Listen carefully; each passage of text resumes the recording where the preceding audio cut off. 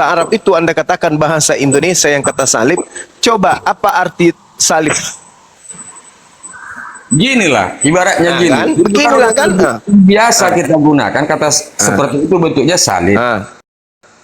Seperti tiang yang dibentuk tadi, itu namanya udah terbiasa disebut salib. Itu makanya yang pohon tadi pun diartikan itu salib gitu loh. Itu kan ngarang-ngarang bebas kan? Kok ngarang-ngarang bebas? Ngarang kan? Ngarang kan saudara? Kan memang Masa itu ngomong terjemahannya kan. salib ini kan bahasa Arab, Bung. Nah, terus apa hubungannya dengan kitabmu? Loh, ibarat bahasa apapun dibikin, kenapa rupanya mau Arab pun dibawa? Kenapa rupanya? Kok Abang bilang bahasa Quran?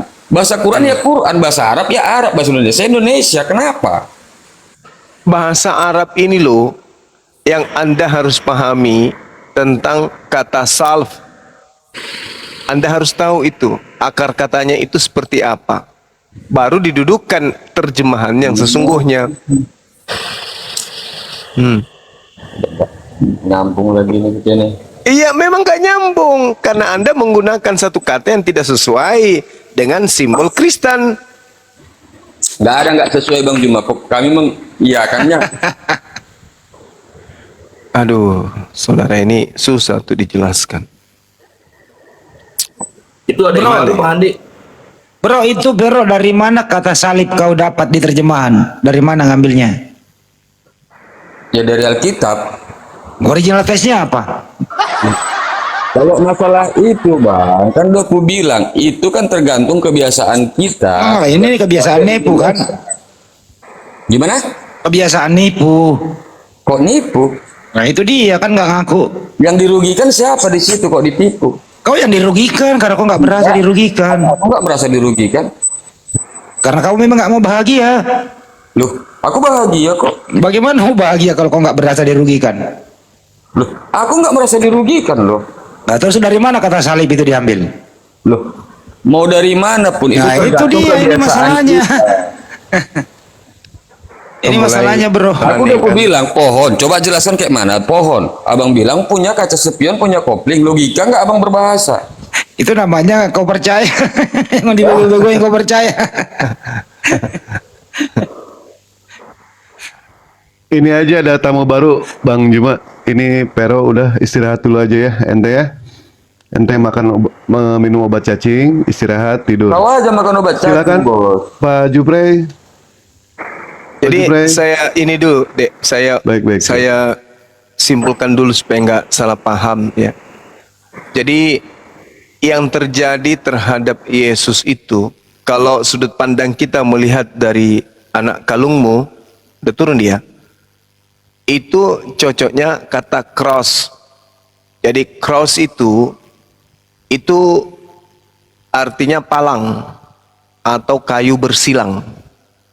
Nah, jadi kalau Anda ingin menerjemahkan Yesus digantung di atas kayu palang atau Yesus digantung di atas kayu bersilang, itu bahasa Indonesianya. Oke ya.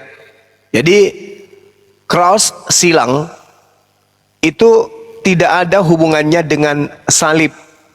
Makna salib itu terlalu jauh dengan keadaan yang dialami oleh Yesus. Itu bukan dihukum salib, tapi itu namanya dihukum palang atau digantung di kayu bersilang. Nah, sedangkan Al-Quran itu konsisten menyebutkan kata salib yang pada hakikatnya itu justru mengkritisi pemahaman orang-orang Kristen yang mengidentikan kemudian makna cross dengan makna salib itu. Padahal sejatinya salib tidak identik dengan cross. Salib intinya sebuah kayu sandaran yang digunakan untuk menghukum seorang kriminal dan umumnya jelas tidak berpalang. Itu yang perlu Anda pahami. Itu kata salib, maknanya itu di situ. Salib sebuah kayu sandaran yang digunakan untuk menghukum seorang kriminal. Dengan cara apa? Mengikat bagian punggung pada batang kayu. Maksudnya batang kayu yang disandari tersebut. Nah, itu salib tuh. Makanya di Al-Quran dikatakan bahwasanya mereka tidak menyalibkan Nabi Isa, tidak pula membunuh. Nah, faktanya memang betul. Di dalam tradisi Anda, oknum yang ada di atas pohon itu berbentuk cross, kayu palang. Berarti bukan salib. Nabi Isa tidak disalibkan, melainkan penggantinya yang disalibkan. Nah, kalau ini kita telusuri secara histori, berarti pengganti Nabi Isa pun itu bukan cerita yang ada di dalam kitab saudara. Karena pengganti Nabi Isa itu disalib. Sedangkan yang Anda lihat di dalam iman saudara, itu bukan penyaliban. Itu menggantung seseorang di atas kayu palang. Itu loh yang perlu saudara pahami, ya. Jadi jangan hanya belajar mencelote-celote kosong tapi tak ada isinya. Makanya kalau tidak mengerti Al-Quran, jangan ambil istilah-istilah Quran untuk didudukkan ke dalam kitab saudara yang tidak berkesesuaian. Tengok kalung Anda tuh, itu bukan salib itu. Kalung Anda itu cross, kayu palang. Nah, sedangkan kalau kita melihat, ya sekali lagi teman-teman, orang yang dihukum kemudian dalam bentuk cross ini, di atas kayu palang ini, itu dikenal di zaman Romawi, dan orang-orang Roma menggunakan kemudian ada dua model, yaitu model model huruf T besar, atau model krus komisa, atau bentuk T kecil, krus imisa. Nah, Yesus ini di dalam ajaran saudara, dia dihukum dalam model krus imisa, huruf T kecil, bukan T besar. Dan itu bukan salib namanya. Itu bukan salib. Kalau hukuman-hukuman seperti ini, itu sudah digunakan kemudian oleh Mesir dan Persia di abad 1 sebelum Masehi, di tahun 80-an lah sebelum Masehi. Nah, itu yang kemudian digunakan juga oleh orang-orang Yahudi ya sejak tahun 80-an sebelum Masehi. Seperti itu. Jadi yang terjadi terhadap Yesus itu